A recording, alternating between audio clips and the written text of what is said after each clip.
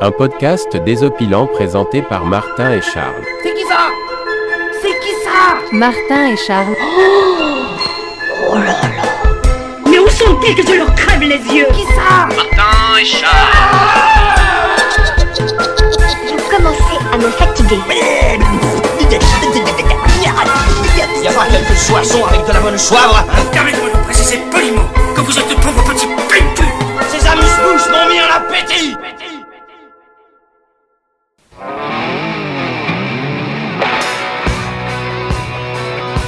Salut.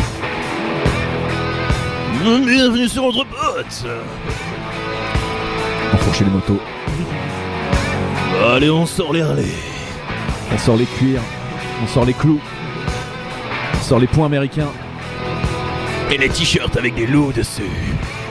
Cet épisode est placé sous le signe de la bagarre. C'est parti. Tourner le temps à l'orage, revenir à l'état sauvage. Vous êtes bien sur Entre Potes. Forcer les portes, les barres. Je sais que tu m'aimes beaucoup. Sortir le loup. À qui je suis ton pote. Ah, que c'est toi mon pote. Qui se déchaîne. Un podcast qui aurait pu s'appeler Entre amis, entre frérots. Ou même entre bikers. Monter le son des guitares.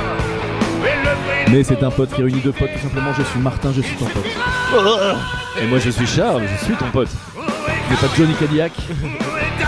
La bagarre. Allez, adieu Johnny Cadillac.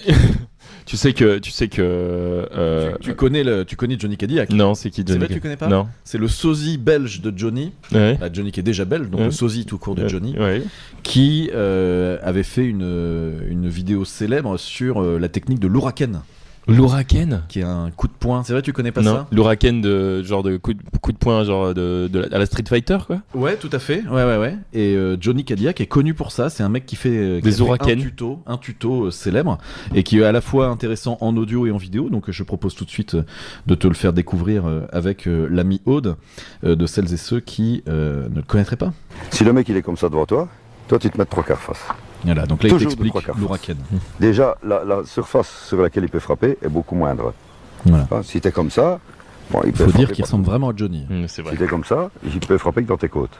Et là, t'as tout ce qu'il faut pour les protéger. Et alors, le coup de poing le plus rapide du monde, c'est l'Huracan.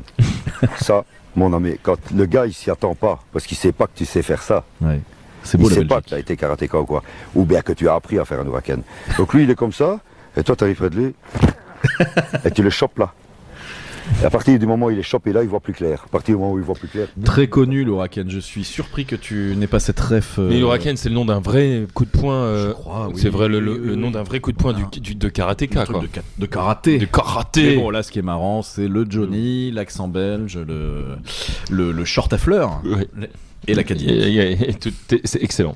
Comment ça va, Charlot? Comment va ton dos depuis la dernière fois? Bah écoute, je me suis fait opérer Il est entre-temps. étiré. Non, mais il est surtout. Tu t'es fait étirer. Et bien sûr, il est étiré. Tu as fait le demi-Superman. Non, j'ai pas fait un demi-Superman, non.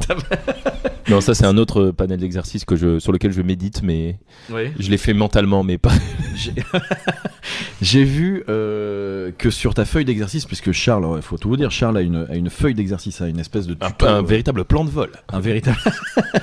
Et c'est marqué level 1 Ouais. pour ce tour d'exercice. Ouais. Je me demandais s'il y avait différents levels. Bien sûr, tu Et peux. c'est- Elle est C'est là. vrai, tout est là. Ça va jusqu'au level 3.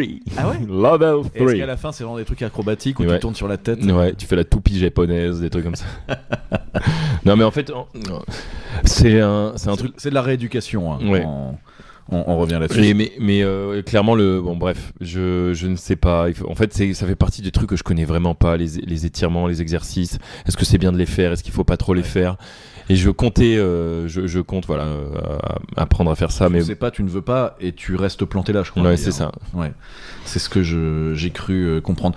On s'est commandé de délicieux tacos. Ah oui, c'est vrai. Tacos. Ouais, tacos. Je ne connais pas cette Un Canos nourriture, 3. Ah ouais. Je connais uniquement le tacos de haut tacos, machin, que j'ai dû manger une fois ou deux. Prendre un maximum. tacos 3 viandes, ça fait Ouais. plaisir. C'est ça. Toi, tu connais les tacos de Fatos, les Fatos tacos. Alors, Pourquoi je connais ça ? C'est parce que j'avais été complètement sous. Non, pas sous. Ah, non, c'est des choses que j'ai mangé à jeun. Non, monsieur. Non, j'avais été fasciné par les youtubeurs, tu sais, qui en mangent genre 5 d'affilée et qui font des concours de bouffe comme ça. Ouais. T'as déjà entendu parler de ça ? Toutes les mukbangs. Voilà, merci de ce terme technique. Les mukbangers les plus célèbres Enchaîne les tacos. enchaînent les tacos et du coup j'avais envie de voir si... C'était si dur que ça ? Non. Et j'en ai commandé 10. De savoir quel goût ça a, puisque tu regardes des vidéos de bouffe, à un moment donné t'as envie de bouffer comme eux. Ouais. Et non, alors moi j'ai une expression, ce qui est devenu célèbre parmi le monde, qui est de dire que pour moi un tacos, dans cette définition-là, c'est juste un sac comestible dans lequel tu fourres tout ce que tu peux, des frites. Alors moi je voyais Des frites, les mecs, du fromage, de la viande. Ouais, je voyais les mecs derrière le comptoir qui découpaient le paire d'odus au ciseau pour. Ils font cuire des centaines de paires d'odus, ils te les coupent au ciseau pour te les mettre dans le. Il y a du. Ah oui, dans les chaînes de tacos, c'est du paire d'odus là. Tu veux dire du cordon bleu? Cordon bleu, excuse-moi. Ouais. Il met des morceaux de cordon bleu. Ouais, il coupe ça au ciseau, puis ça, voilà, des ça frites. Ça fourre le tacos. Ouais. Ah mon dieu. Ouais. La sauce fromagère de leur secret. En veux-tu, en voilà. C'est ça. Ouais. Donc, ouais. Mais et donc ça, je sais pas en quoi. En France, on appelait ça un tacos. D'ailleurs, ça serait intéressant de savoir s'ils appellent ça autrement si ça existe et s'ils appellent ça autrement. Et toute l'Amérique du Sud se retourne. Tous les défunts d'Amérique du Sud se retournent tous dans leur tombe à chaque fois qu'un mec commande un taco comme ça. Tu m'as montré la photo de ce qu'on allait recevoir. Alors déjà, on n'est pas du tout sur la même gueule. On n'est pas sur la même ambiance. Il y a une galette. Ouais, c'est une petite galette alors normalement c'est de maïs, mais en France on met quand même du blé maïs ou en tout cas on alterne parce que le pur maïs c'est très fort la galette de maïs en goût. Ouais. Et dedans tu mets alors il y a un petit peu de viande, un poivron. Traditionnellement poulet, bœuf. Ouais, c'est ça. Poulet, porc et bœuf effiloché, ouais, tout un peu, ouais. Ok. Les végétariens, Comment on l'appelle la galette de maïs ? C'est ça la farita ? Non, mais je crois que c'est une bonne question. Mais alors, je suis vraiment pas la bonne personne. Je suis pas très calé. Il faudra qu'on invite notre restaurateur, notre pote chilien. Ouais. Bon, à part ça va. Écoute, ça va. C'est un épisode qui sera un peu spécial parce que figurez-vous qu'il risque d'y avoir 2 parties. À un moment donné, pour vous, ce ne sera qu'un instant, mais pour nous, ce sera l'occasion de déguster d'excellents tacos. Ouais. Nous reviendrons vous voir et j'aurai un sujet à te proposer d'animer. Cher Charles, je suis certain, je le pré-shot, ok. Tu veux dire au retour ? Ouais, au retour. Vas-y. Je te demanderai, puisque moi j'ai ma petite liste de sujets là, tu le sais. Il y en a un que j'avais envie de faire, mais je pense que tu es plus calé que moi pour l'animer. Ce serait de parler de la géographie dans les RPG. Les univers de glace, les univers de désert, les univers de ville, à travers les OST et de l'illustrer à travers les musiques de RPG célèbres. C'est pas mal, je vois tes yeux briller. Ah ouais, alors là tu me... Je suis certain que tu peux nous trouver plein de thèmes et bien sûr qu'on puisse discuter autour de ça, plein de secteurs géographiques qu'on retrouve dans les RPG, la carte du monde. Excellent. L'eau, alors là en plus on vient d'éteindre la console avec c'était quoi ? On regardait Subnautica. Est-ce que c'est un thème Aquatica ? Pas forcément. Bah là tu me parlais de RPG, t'as dit RPG. Là j'ai parlé de RPG, effectivement. Ouais. C'était, j'y pensais parce que t'as toujours le désert, t'as toujours la glace, t'as toujours ok. l'après-midi. Bon, voilà. Si tu t'en sens les épaules, ça fera partie des choses que je te demanderai d'animer. J'avais envie de te parler d'un truc. Peut-être qu'on peut commencer par ça. Ouais. Je voulais savoir si tu étais homme à fêter tes anniversaires. C'est excellent que tu poses cette question. Pourquoi ? Vas-y. Alors, je voulais savoir si tu étais homme à fêter tes anniversaires ou si, comme tout le monde, et là je m'inclus dedans, plus le temps passe, moins tu as envie de le fêter. Alors, est-ce que c'est comme tout le monde ? C'est une bonne question. J'ai réalisé. Je suis quelqu'un qui est assez sensible au fait qu'il fasse beau dehors et que ce soit la fête versus c'est l'hiver, il fasse moche. Ouais. On rappelle que toi, ton anniversaire est en hiver. Est en décembre. Le 9 décembre, n'hésitez pas à m'envoyer voilà les cadeaux. Des nudes, par exemple. Blague à part. En fait, avec les années, premièrement, je suis quelqu'un qui ne sacralise pas trop les anniversaires, dans l'absolu. Après, Kautar, ma compagne, à l'inverse, est très attachée aux anniversaires et ça crée parfois des conflits. Surtout quand j'ai tendance à minimiser un jour ou une fête ou un jour d'anniversaire ou à dire voilà, c'est et puis quand je vais très bien, quand je suis de très bonne humeur et que je suis de très bonne composition, par exemple, parce que je trouve que dans la vie on a des phases on a des hauts et des bas sur des cycles qui durent 2 mois, tu vois, genre t'as 2 mois, voilà. Quand je vais très bien, je suis plutôt homme à faire plus attention à ça, machin, et puis il y a des moments où je suis un peu plus renfermé sur moi-même. Typiquement le moment là où les 15 jours que je viens de passer à avoir mal au dos, à décider de rien foutre sur mon canapé, à jouer aux jeux vidéo, c'était un moment plutôt off dans ma life, quoi. Si c'était arrivé dans une semaine qui comportait le 9 décembre, il n'y aurait pas forcément eu de fiesta. C'est ça, d'accord. C'est ça. Et de toute façon, tout le monde s'en bat les couilles. Et en fait, souvent... tout le monde s'en bat les couilles. Non mais oui, mais c'est ce que je dis. Tu vois, genre de toute façon c'est pas important. Et souvent à ce moment, je pense même pas à mon propre anniversaire, tu vois. Oui. Je me dis pas tiens, je vais faire ça pour mon anniversaire, les gens. Et est-ce qu'il t'est arrivé d'oublier ton propre anniversaire ? Presque, ouais. Moi aussi. Ouais. Il y a des gens pour qui c'est inconcevable. Ça. Ouais. Bah ouais, moi ça peut m'arriver. En tout cas, ça peut m'arriver de me réveiller une semaine avant, de dire ah putain, dans une semaine c'est mon anniversaire. Oui, ça. Non mais moi j'ai un souvenir assez précis, ça devait être aux alentours de mes 26-27 ans, de réaliser à 10h du mat en disant oh putain, c'est mon anniversaire, tiens. Ouais. Bah en tout cas, en fait ça dépend. Alors avec ma compagne actuelle, c'est dur parce que elle te le souhaite. Elle met un réveil. Et puis il y a la fanfare. Et à minuit, mais à minuit et 1 seconde. Ah oui. Elle te réveille pour te souhaiter bon anniversaire dans le blanc des yeux, quoi. Des fous à mes yeux. En tout cas, on n'a pas du tout la même sacralisation de l'anniversaire. Oui. Mais pour le fait toi, si tu le fais à minuit 2, tu te fais engueuler déjà. C'est ça. Exactement. Oui. Tu as compris. Tu as donc compris. Tu as donc compris.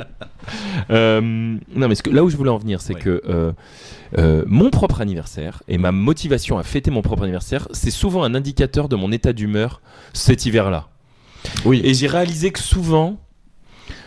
En gros, il y a des hivers, il y a des années où c'est pas ça, où je suis malade, j'ai la flemme, je suis fatigué, c'est pas le bon moment, et du coup, je me réveille 3 jours avant en disant à 3 potes, non pas à 3 potes, souvent j'en vois à beaucoup de gens, mais en disant ceux qui sont là, on boit une bière, puis on verra, sinon tant pis quoi. Enfin, et j'ai 2 questions à te poser. Mais il y a un truc quand même, c'est que prendre le temps de même mobiliser les gens pour fêter son propre anniversaire et organiser un truc, en fait c'est une forme d'action positive. C'est-à-dire que en gros tu mets les bonnes conditions pour que tu fasses la teuf et que ce soit cool. En fait, même si maintenant ce que j'essaie, c'est que si j'y pense, c'est d'essayer d'être positif et de dire vas-y on va faire la teuf, ça va être cool un peu. Et ça crée généralement c'est des moments où si tu te rends compte que tu étais dans une spirale un peu négative, tu peux te dire allez vas-y on va faire une petite teuf, ça va pas faire de mal, tu vois. Ok, j'ai 2 questions qui me viennent à l'esprit. La première c'est pourquoi, sinon comment, expliquez. La proximité de ta date d'anniversaire avec Noël. Est-ce que c'est quelque chose une proximité qui fait que tu t'es senti parfois lésé en termes de volume de cadeaux, et je pense notamment pendant ton enfance. Quand j'étais petit. Quand t'étais petit. Ouais. Et la deuxième question que j'ai, c'est est-ce qu'il t'arrive de te faire des cadeaux à toi pour justement combattre la morosité hivernale que tu peux ressentir? Alors, c'est une bonne question. Première question un peu plus simple auquel je vais répondre. Non, je trouve que ma date d'anniversaire, ça allait 9 décembre. Ouais. C'est, tu vois... c'est que la 9e case du calendrier. Ouais, c'est ça va. J'ai quand même mon moment distinct de Noël. Si j'étais né un 20 décembre, je sais pas, tu vois. Mais là, je trouve que ça va. Et ça m'est déjà arrivé, moi, de dire... j'accumule les points anniversaire avec les points Noël pour le méga fat cadeau bien rush. Ouais, yes. Tu vois, plus délicat peut-être quand t'es né début janvier, où là les budgets sont plus les mêmes, tu vois. Ouais, alors que moi, ça m'est déjà arrivé, mais moi souvent en PS2 à Noël, pour l'anniversaire, donc à Noël j'ai soit c'est anniversaire, soit à Noël, mais j'ai un jeu quoi, ou une manette, tu vois. Mais c'est normal, j'ai eu la PS 2 semaines avant, faut pas déconner. Nice. Moi je suis né le 26 mai, qui est quasiment, parce que je crois que c'est le 1er juin, qui marque tout simplement le milieu de l'année. Donc je suis quasiment équidistant de Noël. C'est Donc j'ai toujours considéré avoir beaucoup de chance de ce point de vue. Ouais, donc tu as 2 teufs.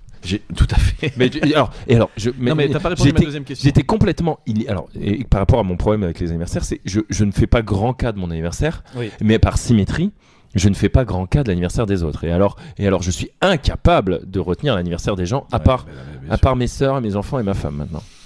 Et là, hélas, ce podcast va être peu intéressant sur cette question parce que je suis exactement comme toi. Ouais, et vraiment, j'ai vu il y a pas longtemps un reportage sur la tradition d'anniversaire chez les gens du voyage. Où grosso modo c'est des concours entre familles pour organiser le plus meilleur anniversaire. Ouais, c'est ça, ouais, le truc le plus impressionnant, etc. Et je dois dire que j'en suis très loin. Est-ce que tu te... Alors, la deuxième question, c'est quoi qui était plus intéressant? La morosité, ah mais là, je te remercie. La morosité hivernale, est-ce que ça t'a déjà amené à te faire des cadeaux à toi? Alors, tu sais, j'ai un cousin. Je possède un cousin. Ultra Vomit sort un nouvel album d'ailleurs. Si tu... Excellent. Pour information. Ah, mais c'est ça que j'aurais dû mettre en intro de l'Ultra Vomit. Ah ouais, bah, prochain épisode. On commence avec. Alors, dis-moi tout. J'ai juste mis entre. Le self-care de la VOB. En fait, alors, l'idée de se faire des cadeaux. Oui. Effectivement, pour anniversaire ou pas. Oui. En fait, je vais peut-être élargir ma question. Effectivement, quand t'as un bad, est-ce que tu peux te faire des cadeaux? Oui, mais alors, je me fais des... Mais qu'est-ce que c'est que se faire un cadeau? Ça, c'est une bonne question. À partir de quand tu te fais un cadeau? Je peux me permettre de proposer... Tu peux te faire mettre. Je me permets de proposer... Moi, je l'entends au sens dépenser une somme d'argent non raisonnable. Ouais. Égoïstement. Ouais, bah je l'ai fait... Alors... Gros soupir. Je trouve... c'est un peu dur pour moi de répondre à cette question. En fait, je pense que je suis quelqu'un dont c'est dur de surprendre en lui offrant un cadeau. Ouais. Parce que mon acte d'achat est assez rapide. Quand un truc commence à m'intéresser, je m'y intéresse rapidement, je regarde, et je suis très peu à attendre la bonne occasion, le bon moment, la bonne solde pour l'acheter. C'est très rare que je me dise « Ah, ça c'est cool, j'ai envie de tester ». Je le mets dans un coin de mon cerveau et si dans les 6 mois il y a une solde, je le prends. Souvent, souvent quand un truc a capté mon attention, parfois j'essaie de me dire allez c'est bon, mais en fait en vérité ça trotte dans ma tête et rapidement je regarde, ah ça a l'air cool, allez je l'achète. Je vais essayer de faire trouver un plan dans l'instant ou dans la semaine pour l'acheter pas cher, mais je l'achète, tu vois. Je suis pas non plus un acheteur compulsif, mais pas loin. C'est ce que je veux dire. On est chez toi là, on est dans ton salon. Je suis pas envahi par les objets. Non. Donc, j'imagine que tu es quand même. Alors après, il y a de beaux investissements. Alors, une télé, tu m'as dit 65 pouces. Imaginez, messieurs dames, c'est l'UGC Gaumont chez lui. Mais tu vois ce que je veux dire? Je te crois quand tu me dis que tu n'es pas forcément un consommateur compulsif et collectionneur. Alors mais ça dépend parce que j'ai quand même un endroit avec des jeux de société. Je peux te montrer par exemple. Je vais te le sortir là. Mon dernier investissement là où je me suis fait quand même un cadeau. Et en plus j'ai attendu un peu. Il m'a fallu 1 mois pour l'acte de paiement parce qu'on me dit je vais quand même pas acheter ça et tout. Ah ouais? Ouais, allez si. Tu vois, va le chercher, je meuble. Attention à ton casque. Ça va aller vite en plus. Salut les potes, c'est Martin. Je profite de cette petite transition énervante pour vous demander une fois de plus, si vous pouvez, si vous le souhaitez, de penser à nous mettre 5 étoiles sur vos plateformes d'écoute préférées. Ça aidera vachement le podcast. Merci beaucoup. Et oh là, qu'est-ce que c'est que ça? Alors, je suis obligé d'écrire. Il a dans sa main une boîte d'un volume important. Je dirais qu'on est sur du 20 cm de hauteur et du 50 par 50. Donc c'est... Alors, oh là là là là. Il me sort un plateau de figurines, alors en plastique, mais d'assez bonne facture, je dirais, présentant de 6 x 5, 30 figurines. Représentant, alors j'ai des petits diablotins, j'ai des héros. Je sens qu'on est dans l'univers de l'Heroic Fantasy, je pense pas me tromper. Non, mais bref, sans rentrer dans le détail. Alors, et sur la boîte il est écrit Renaissance. Oh là mais attention, oh là là, c'est un jeu de société qui a l'air compliqué. C'est ça hein? Tout à fait. Alors tu vas nous expliquer ça au micro, mais alors déjà l'objet effectivement, ça sent là, en plus ça a la forme du cadeau. Oui, tu sais quand on dessine un cadeau au pied du sapin. Ouais. C'est cette forme-là. En fait, pourquoi j'ai été chercher l'objet, c'est juste... Prends ton micro, moi. Genre, tu vas devant les yeux. Et on pourra mettre l'objet, si tu veux. Ah, je veux bien, ouais, on prendra une photo, on le mettra. Une photo. Ouais. Mais ce que je veux dire, c'est que à un moment j'ai vu ça et tu vois la petite boîte. Ouais, avec ouais, c'est. Et en fait, crafté. tu vois, j'étais là en mode, qu'est-ce que c'est ça, tu vois. Puis il y avait une partie de moi qui dit, ne regarde pas. Si tu regardes, tu vas vouloir. Et ben ça n'a pas loupé. Ouais. Et donc ça, je l'ai vu en juillet. J'ai fait style de rien. Ah, tu l'as vu dans un magasin ? Dans un magasin, ouais. Non mais bon, bref, tout ça pour dire que je suis quelqu'un. Il y avait pas que ça dans ton sac. Il y avait un autre truc. Ouais, non mais. Oui, mais alors bon, il a pris l'extension.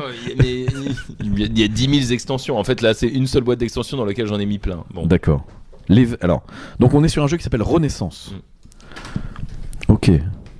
Non mais déjà l'objet est beau. Ok.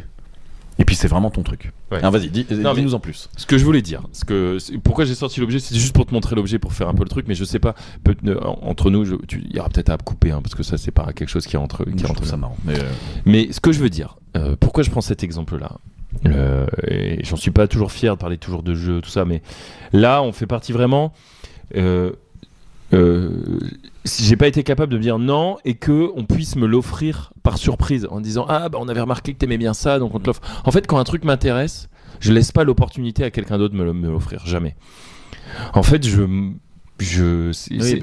l'inverse. Je connais que trop ça. Ouais. Je m'offre, mais je m'offre tous mes cadeaux. En fait. Alors qu'est-ce qu'on t'offre à ton anniversaire ? De l'amour. Non, qu'est-ce qu'on m'offre à mon anniversaire ? Si, ma batterie électronique, en fait, c'est un moment où j'avais exprimé le souhait des. Oui, c'est ça, tu l'avais soufflé. Ouais, j'avais plus que soufflé. J'avais déjà dit à Coco que je voulais une batterie électronique. Et elle m'avait dit, je vais peut-être participer pour ton anniversaire. Puis je verrai avec tes potes s'ils veulent participer. Je veux dire, c'est même pas une stratégie, entre guillemets, foireuse de dire, j'aimerais bien une batterie électronique. Mais j'ai pas assez d'argent. Non, je veux dire, c'est beaucoup plus cru que ça. C'est, tiens, j'ai envie de m'acheter une nouvelle électronique. Kauta me dit, bonne idée. J'y participe. On va demander une cagnotte pour ton anniv. Point. C'est même pas, il y a pas de détour. Quoi. Ouais, ok. Mais ça date la batterie électronique. Ouais. Alors, qu'est-ce que t'as eu à ton dernier anniversaire ? Qu'est-ce qu'on t'a offert ? Déjà, ne pas se souvenir, c'est une information. Je sais pas. Ouais. On t'offre des petits trucs. Ouais, voilà. Parce que t'as tout. Des fringues parfois.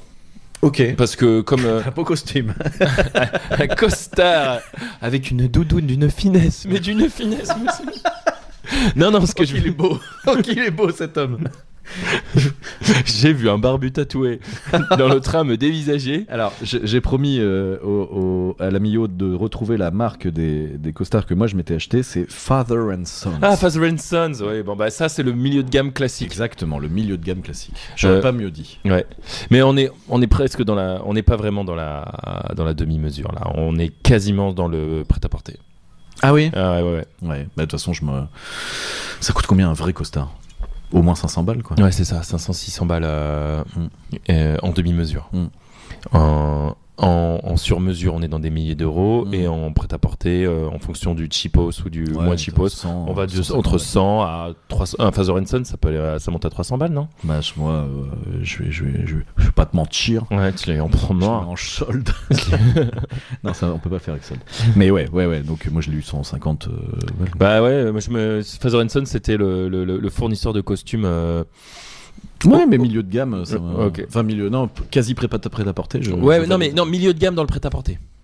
Ouais, tu vois, genre t'as le premier. Bon bref, oui. Et on n'est pas là pour juger. On n'est pas là pour le juger on n'est pas là pour juger les sales pauvres qui.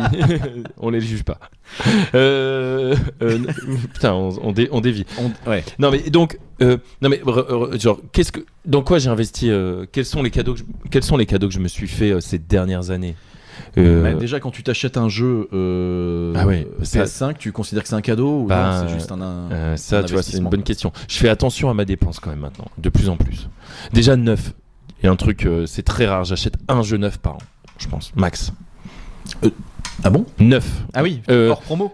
Hors promo, hors machin, et je compte pas les jeux comme. Après, il y a plein de jeux qui. C'est pas vrai, il y a des jeux qui sont sortis neufs à 20 balles, genre Subnautica, dont on a parlé.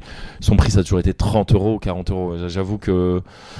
Je l'ai jamais considéré comme un truc, mais le prix des gros blockbusters jeux vidéoludiques, c'est toujours 80. Maintenant, c'est 80 € un jeu. J'achète plus de jeux à 80 balles. Ouais, d'accord, ok. Si j'ai acheté Elden Ring à sa sortie parce que c'était il fallait être sur le coup. C'était must have. Ouais. Voilà. Mais c'est très rare que je dépense ce prix-là dans des. Après, quand tu achètes ces bangers-là, j'imagine que tu es assez sûr du temps que tu vas passer dessus.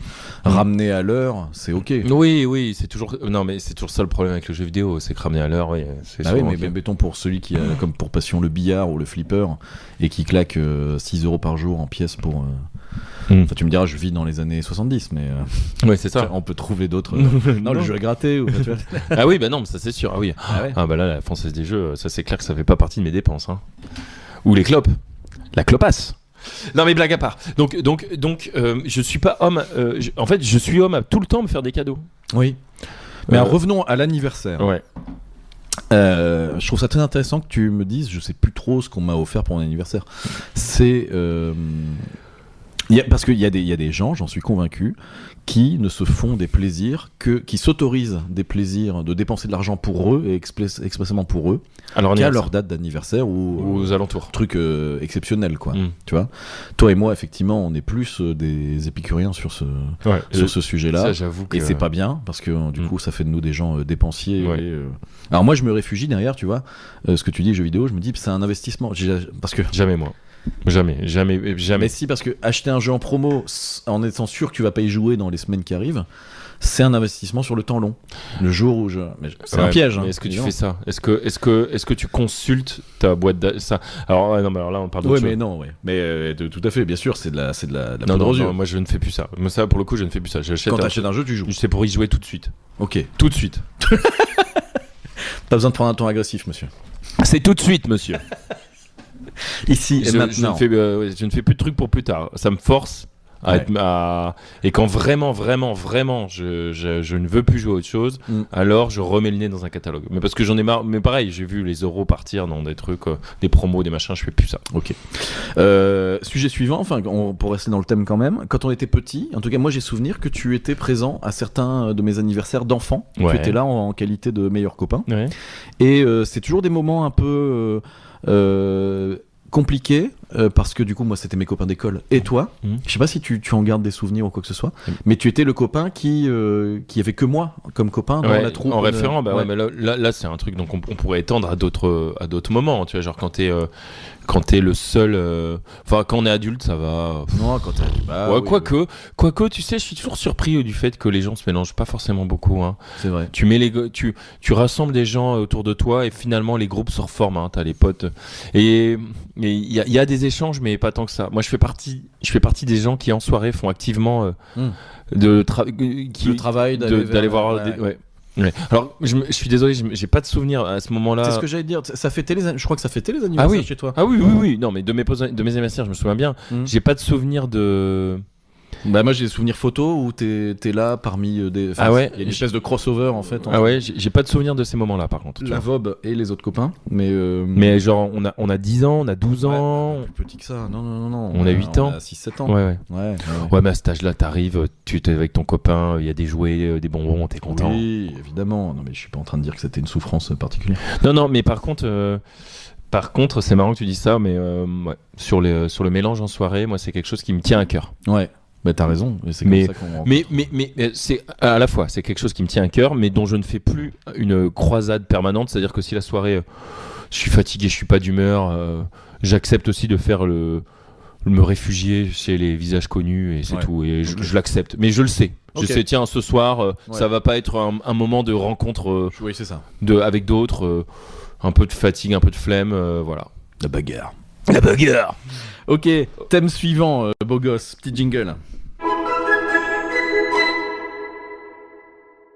Ok, cet épisode vous paraîtra peut-être très bouffe, mais effectivement, je vais une fois de plus connecter le repas qui va bientôt nous arriver. Ah ouais, encore avec un sujet que je voulais aborder avec toi. Ah bon ?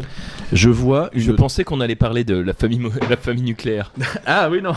Gardons ça pour un autre épisode. Bien sûr, gardons ça Spoiler.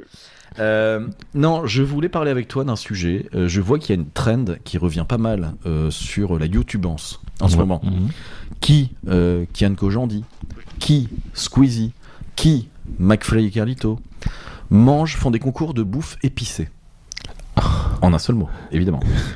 Je sais que tu fais partie de ces personnes qui peuvent manger un peu épicé. Ah non, pas du tout. Ah, pas du tout. Merde, je me suis fourvoyé. Vous fourvoyez, monsieur. J'ai l'impression de te voir avec de la harissa dans la main. Ah non, là,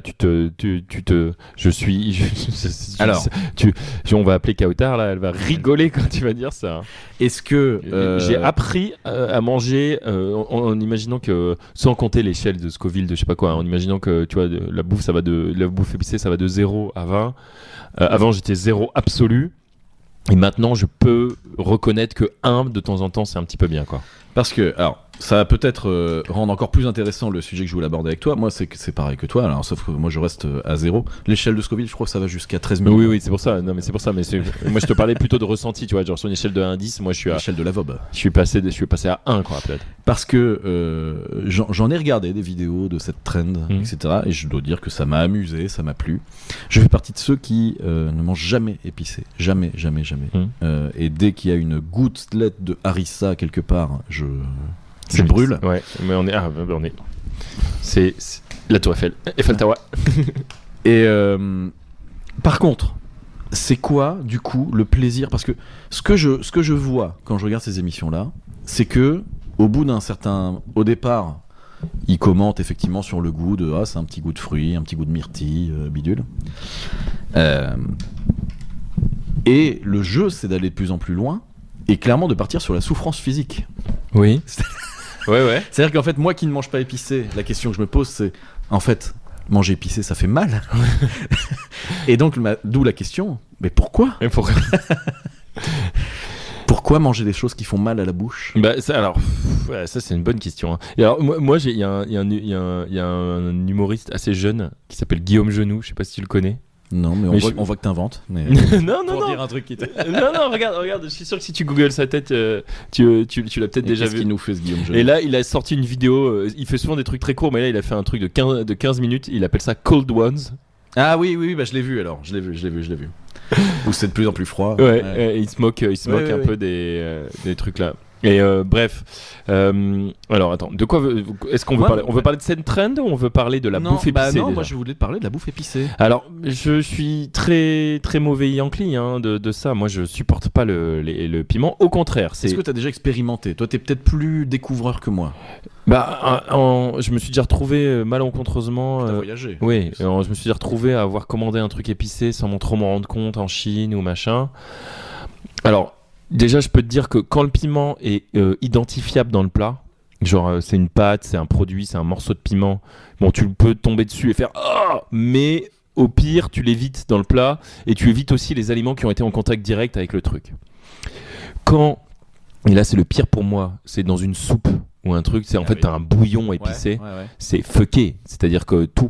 Et parfois, ce qui est assez surprenant, c'est que la première gorgée peut te dire ah, c'est dur, mais ça va. Mais en fait, tu te rends compte, tu en prends une deuxième, une troisième, tu dis ah non, en fait, c'est pas gérable le cumul, quoi. Alors moi, je suis quelqu'un qui supporte très peu le piment, mais par contre, ce que j'ai concédé assez récemment dans ces dernières années, c'est que c'est assez bon. Oh. Est-ce que l'ami auditeur entend cette sonnerie ? Eh bien, Charles, que te dire de plus que nous mettons en pause cette discussion autour du piment et de la nourriture épicée. Pour une bonne raison. C'est que c'est arrivé. Et je vois que tu veux mobiliser une fanfare de mariachi pour accompagner ce repas. C'est pour ça qu'il était si cher. Tu ne recules devant aucun sacrifice. 30 € de bouffe et 250 € de mariachi. Et je t'en remercie, c'est très agréable. Allez les gars, pour vous, ce sera immédiat et instantané. Pour nous, ce sera une pause gourmande. A tout de suite pour Entre Potes.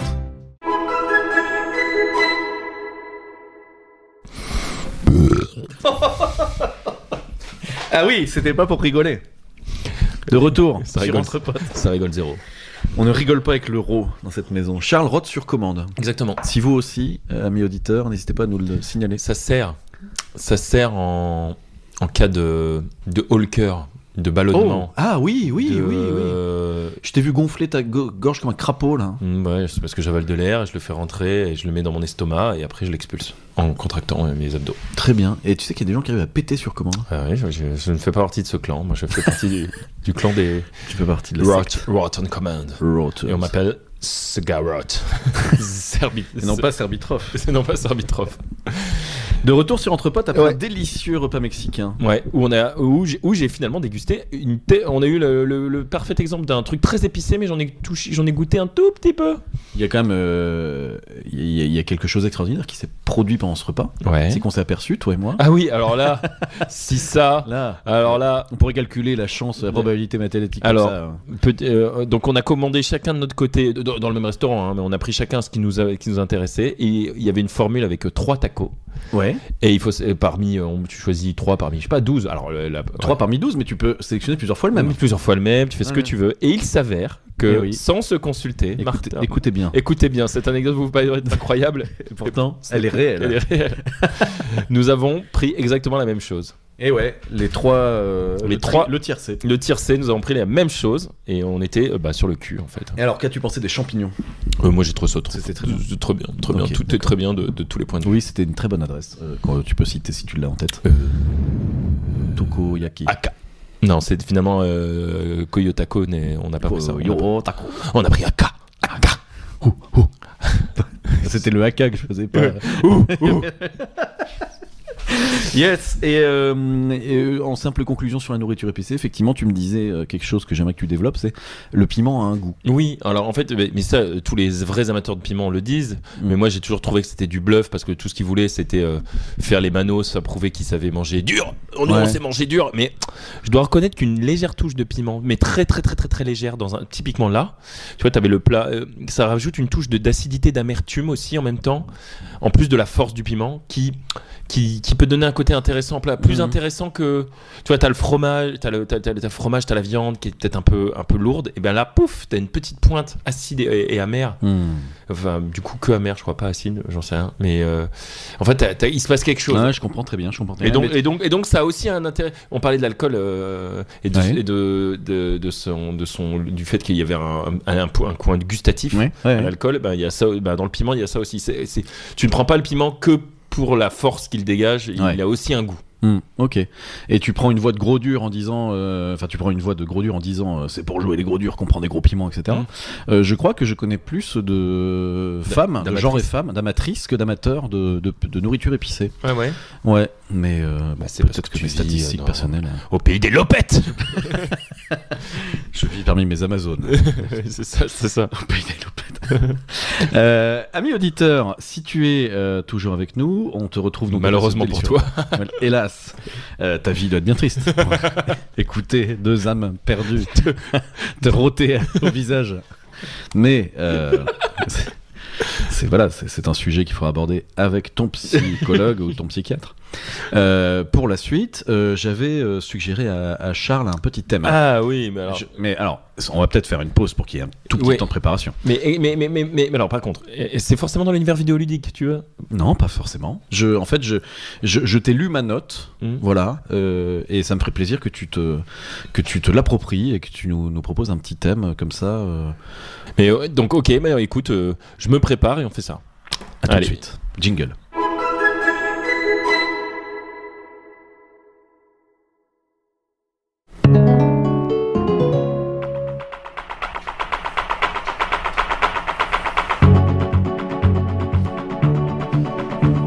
Midi originel, monsieur. Nous sommes transportés dans l'univers de la Super NES, si j'ai bien vu la pochette. N64. Dans l'univers de Zelda, si j'ai bien suivi. Exactement. Donc là, c'est Gerudo Valley de Zelda. C'est le désert c'est le peuple des sables, le désert de Zelda. Donc truc légèrement arabisant.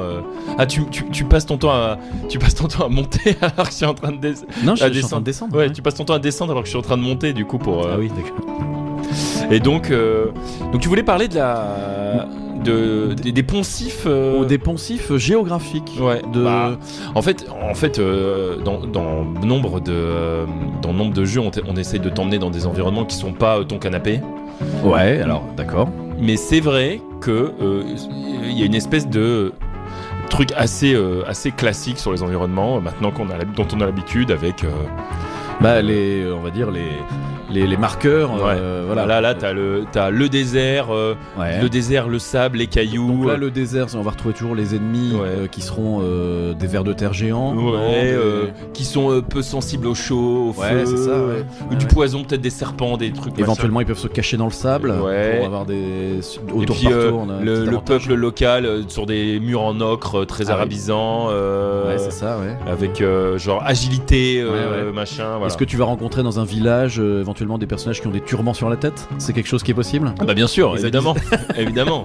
Est-ce qu'ils je serais déçu que ce soit pas le cas. Est-ce qu'ils habitent dans des maisons en terre cuite avec des toits? Voilà, c'est ça, exactement. Puis il y a le grand palais / mosquée / Oui.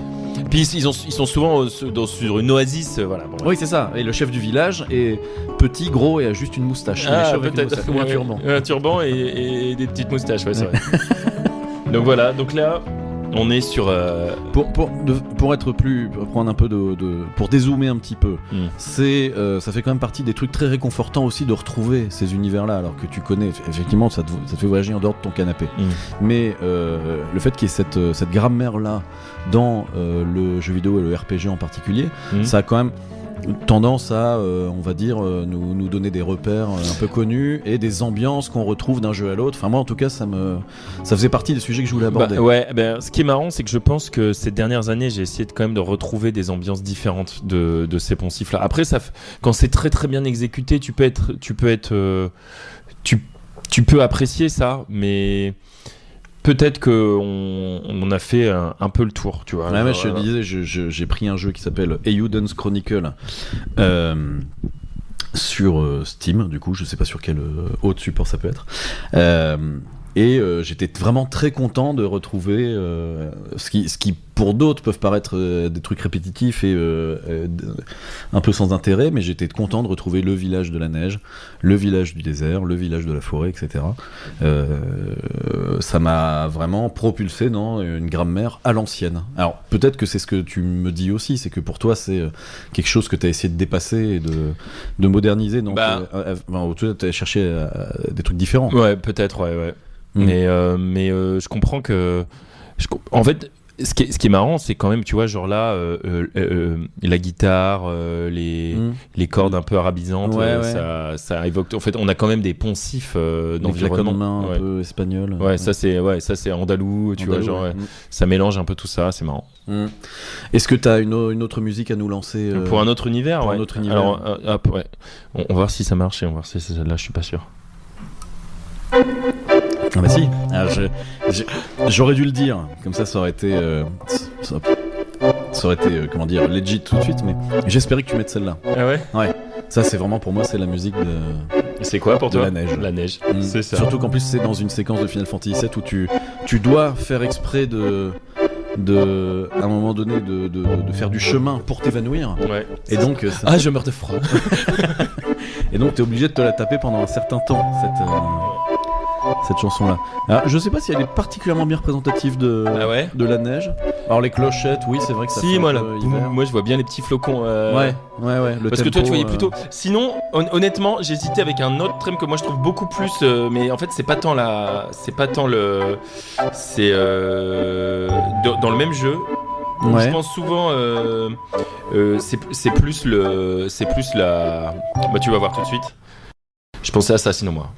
Mais c'est Ah non, ouais, d'accord, ok. Mais ça, finalement, quand tu y penses, c'est plus une touche pseudo-amérindienne. Ouais, tout à fait. Mais d'ailleurs, c'est le Grand Canyon, si je me trompe. C'est ça, ouais. Donc tout est dans le titre. Mais donc, je trouve que c'est... Pour le coup, ça, c'est un environnement plus original dans un jeu. C'est vrai. Quelque chose genre canyon, on est limite dans l'univers du cow-boy. Ouais. Et là, on est plus sur un truc genre amérindien. qui est-ce que ça se ressent dans le graphisme et dans le personnage et tout? Bah oui, un petit peu, ouais. il a genre des espèces de boucles d'oreilles un peu avec des plumes. C'est vrai, ouais. Je crois qu'il c'est vrai, t'as raison. Avec des broches et puis il a même un moment un Dreamcatcher, je crois. Donc tu vois, c'est un peu dans cette culture là. Donc c'est bien représenté et ça c'est pas impensif justement. Donc non, t'as raison. Moi je pense que la neige est un truc et moi je trouve que celle du jeu précédent, celle qu'on a écoutée précédemment, représentait bien l'univers de la neige. Ouais, mais t'as raison. Maintenant que tu le dis. Donc la neige, c'est les effets de gel. Parfois il y a aussi tout un lore autour de la protection. C'est armure de glace, bouclier, c'est vrai. machin. C'est vrai. Souvent des éléments aussi dans le sol qui sont glissants, qui font progresser moins vite, etc. Là tu parles plutôt de level design. Ça et évidemment un passage de grotte. Il y aura forcément dans l'univers de glace une grotte avec des stalactites qui tombent. Exactement. Ouais, d'accord. Le Canyon Cosmos, c'est intéressant. C'est peut-être environnement plus original, tu vois. Ah, ok, d'accord. J'ai envie de proposer un autre truc et là il va falloir que je teste plusieurs pour trouver un bon moment représentatif. On est toujours dans le même jeu, non? Non, on a changé de jeu. Alors est-ce que je peux essayer de deviner l'atmosphère? Parce que je reconnais pas, je sais pas si je connais le jeu ou pas. Atmosphère de grotte là, non? Ouais. On est dans caverne. Parce que j'allais te dire, c'est le dernier level de Final Fantasy VII quand il plonge vers Serbitrov. Ah non. La musique de Grand Canyon là, de Cratère Nord. Ouais. Ah non, c'est pas ça. C'est beaucoup plus. Mais là, ça m'évoque effectivement les réverbes et tout, les trucs très bas. Ça m'évoque de la caverne. Mais alors quel type de caverne avec la réverb et tout? Caverne. Alors, on n'est pas dans la caverne de glace. Attention, on est dans une caverne sombre et de pierre. Voilà, une caverne de pierre. Et qu'est-ce qu'on affronte dans ce caverne rocheuse? Qu'est-ce qu'on affronte? Alors attention, là il y a deux. Pour moi, il y a deux choses. Soit on affronte des squelettes. Exactement. C'est ça. Ok. Chauve-souris, squelette, etc. Pour moi, on est dans le lore, 100% lore catacombe là. Ouais, c'est ça. Voilà, catacombe. Bien vu d'avoir mis ce. Est-ce qu'on serait sur une licence Castlevania peut-être? Non, on est sur du Diablo. Ah, mais oui, bah écoute, c'est ce que j'ai te proposer en deuxième. Le premier Diablo? Non, le 2? Diablo 2, ouais. Ok. Et donc pour moi, ça c'est vraiment l'ambiance oppressante. Ah oui. Tu passes donc univers sombre. Parce qu'il y avait un autre univers que j'aurais bien voulu en parler, c'est le marais, mais je voyais pas trop de trucs associés à du marécage. Alors que là, je les mets un peu les mêmes deux, c'est-à-dire des zones sombres, étriquées où t'as des c'est quand même différent un marécage d'une catacombe, mais voilà. Ça c'est la zone où ah oui, complètement sombre quoi. Brosse sombre. Ouais, tout à fait. Effectivement, j'étais dans une grotte, mais le notion de catacombe est encore mieux. On n'a pas évoqué ça tout à l'heure, mais sur le thème un peu cowboy, Grand Canyon, etc. On aurait pu citer le jeu Wild Arms qui avait j'y ai pensé. C'est avec cette esthétique un peu steampunk. Ouais. Et d'ailleurs le steampunk qui se marie souvent bien avec cowboy parce qu'en fait il y a des armes à feu. Ouais, tout à fait. Ouais. Donc tu mets une espèce de rétro arme à feu. Les mecs ont des chapeaux. Ouais. Plutôt que c'est des armes à feu, des armes à poudre surtout. C'est ça. C'est ça. Voilà, tu vois, genre les petits sons, les petits trucs. Donc pour moi ça c'est le combat dans la catacombe. Ouais, complètement. Puis en plus, Diablo, c'était que des musiques d'ambiance comme ça aussi. Parce que t'avais pas le non. qui t'amène sur un combat. Il y a pas de distinction. C'est que ça, en fait. C'est même plus une OST, c'est un thème, quoi. Oui, c'est parce que FF avait le truc d'avoir mais quand il pense, c'est assez particulier de te couper une ambiance avec un combat. D'ailleurs, il y a certains moments où la musique changeait pas quand c'était important. Ah oui, t'as raison. Où la musique changeait pas pendant par exemple quand tu suis Serbitrov, la trace de sang, et t'es dans une ambiance oppressante et il te le redynamise pas avec une musique de combat, il reste en mono. C'est vrai. Ouais, ils le maintiennent. Dans les musiques, parce qu'on parlait du coup cowboy, steampunk, etc. Ça me fait penser pirate. Moi, il y a un jeu qui me vient à l'esprit tout de suite pour l'ambiance pirate. Je sais pas si tu as joué, c'est le jeu Grandia. Grandia qui était un JRPG un peu de cette je sais pas s'il était sorti en PAL, mais c'est moi qui te l'avais fait découvrir Grandia à la base. Ah ouais parce que je pense que c'était un jeu US. Non, il est sorti en PAL. Ah ok, peut-être. Et pour moi c'est très marqué ville, ville, port, bateau, pirate, etc. Bon, en tout cas très bon choix la Diabs. Les OST, alors je suis parti sur une licence Castlevania, mais Castlevania du coup qui est pas du tout représentatif de son environnement géographique ou. Eh ben, ouais, vas-y. Mais c'est parce que celui qu'on préfère tous les deux, le Symphony of the Night, a eu une OST qui est incroyable, mais qui est plutôt dans le heavy metal. Pas que, non, il y a quand même des, mais en fait les thèmes sont parfois assez originaux. Oui. Parce que par exemple, le Castlevania Symphony of the Night, c'était, il y a un thème de mine. C'est ça. Ah oui, maintenant que tu le dis. Ah, et donc, les bruits d'animaux sont intégrés à l'OST. Je pense que c'était du sound design. Ouais, oui, maintenant que tu le dis. Bah ça c'est très marré ça pour moi justement. Parce que je crois que c'est le level en plus où tu tombes sur la mort qui te guide en bateau, en barque. Non, il n'y a pas un petit côté marée quand même avec ouais. Pour moi ça c'est surtout la mine. Non, parce qu'il y a aussi la Crystal Cave. Non, je pense que ça c'est c'est celle-là là quand t'es dans la cave Crystal Cave et tout. Il y a des grenouilles qui sautent. Et celle-là elle est très funky. Elle est pas ouais, c'est vrai, ouais. Tu vois, genre elle représente pas que le fait que tu. Elle est même joyeuse. Bon, attends, mais là on est en train de faire un truc, on est en train de commenter, faire un comment de l'OST de Castlevania. Bon, c'est pas très grave, ça reste des ambiances. Ouais. Mais je veux dire, en tout cas, celle-là, elle marque bien. Là, c'est le Abandoned Pit, elle s'appelle. Ouais, elle est très bien. Ça marque la gravité du moment parce que c'est pas des levels faciles, ça. Ah oui. Ah bah oui, t'as raison, la cité médiévale. Ouais. Particulièrement réussi pour ce. Ils ont utilisé des MIDI Enfin, les MIDI FF sont quand même très reconnaissables. Ouais, c'est clair. Je sais pas si le 10 continuait de partir sur ces claviers-là, mais. C'est pour moi, en plus que la cité, là, on est vraiment sur le château, quoi. Ouais. Très martial. Ouais. Donc là, tu es au sein du fief, tu es dans le cœur de l'Empire, là. Ouais. Pour ça, t'aurais presque pu mettre aussi la fanfare de FF7, tu sais. Ah, ça allait trop bien, la fanfare de FF7. Et comment elle s'appelle déjà le bled à Juno. À Juno, c'est ça la fanfare. Ouais, mais c'est un environnement moins cliché, tu vois. La fanfare, elle évoque plus des trucs, alors que ça, c'est vraiment. Effectivement, c'est royal. C'est la cité royale médiévale, quoi, pour moi. Ouais. Ah ouais, très, très bon choix. Je me saisis du téléphone pour en mettre une qui va justement rejoindre mon... Non. Mais je pense que tu vas tout de suite reconnaître.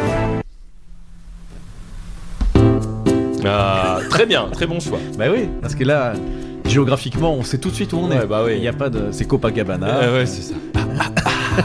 Mais cela dit, la plage touristique n'est pas tant que ça. Bon, si, non, mais en fait, souvent dans les jeux, quand ils représentent une plage, tu peux avoir.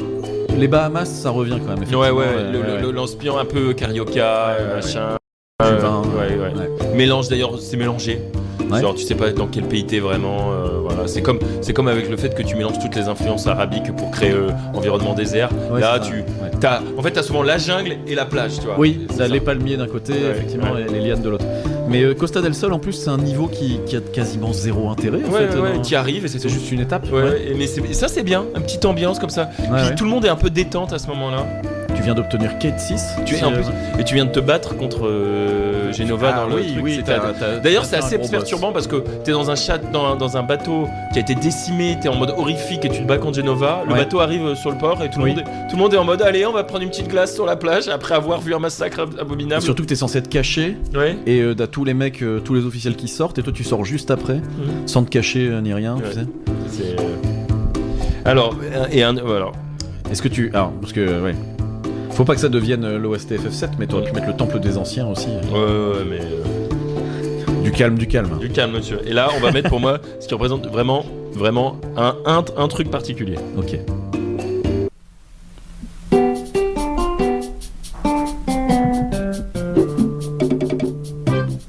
Oh attends, je connais ça. Pour moi, c'est vraiment Welcome to my shop. Ouais, complètement.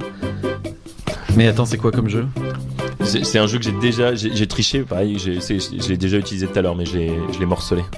Ouais, c'est Zelda aussi. Ouais. Yes, ok. Pour moi, ça c'est la musique du magasin. Ouais, tout à fait. Par définition. Et alors, ce qui est un peu marrant, c'est que parfois, quand je joue avec des potes et que tu sais, il y a des jeux où tu joues, puis t'as une phase d'équipement, puis Ouais, tu joues. ouais. Souvent, parfois, si je peux, je change la BO. Ah oui. Et je nous mets. C'est l'heure du magasin. Et moins 8% sur les épées. T'as raison. Alors, est-ce que c'est que magasin ou c'est aussi Ouais, non, c'est pas village, c'est magasin. C'est magasin, ouais. C'est vraiment le moment d'acheter, le moment de dépenser ses écus, quoi. Ouais. Mais ça c'est pareil, ça revient un petit peu à ce que je te disais au départ moi cette grammaire là, ça me dérange pas de la retrouver d'un jeu à l'autre parce que c'est rassurant, c'est confort, etc. Ça vaut pour ça aussi ces étapes de tu gagnes des sous, tu les dépenses, tu t'améliores, tu gagnes des sous. Alors ça c'est les boucles de gameplay par contre, c'est clair. Ouais, mais moi ça me va bien moi de me retrouver dans ces trucs là un peu rituels.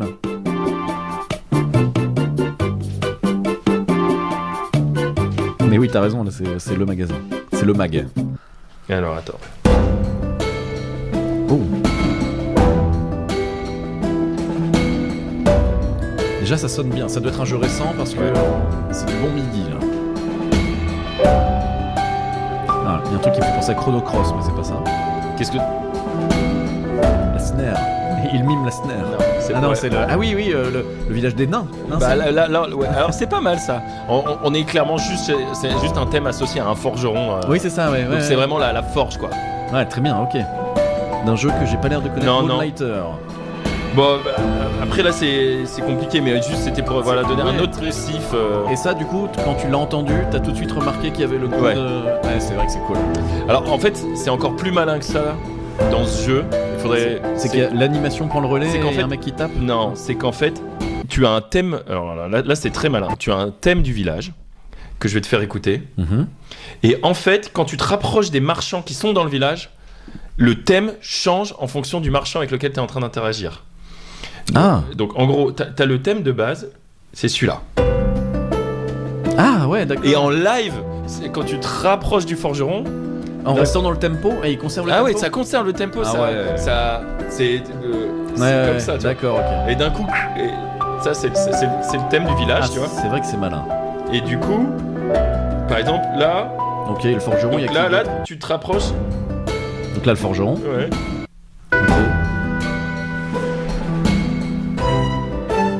Ok, là c'est qui là ? Ça c'est la sorcière, je crois, la marchande de potions là. Putain, c'est cool. Tu vois, petite corde, machin. Donc si je passe à 4, je pense que tu vas en avoir après aussi. Et puis tu vois, du coup la boucle, la musique change. Ah ouais, c'est malin. Rappelle le nom du jeu ? Ah, ok, là. C'est les potions, là. Non, ça, c'est le maire de la ville, c'est la banque. Ah ouais, et okay.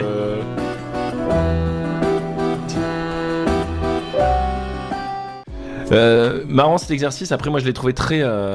trop improvisé. Attends, je te connais. Non, pas trop improvisé. Ouais. Ça me dérange pas. Non, parce que finalement, on s'en est déjà sorti. Non.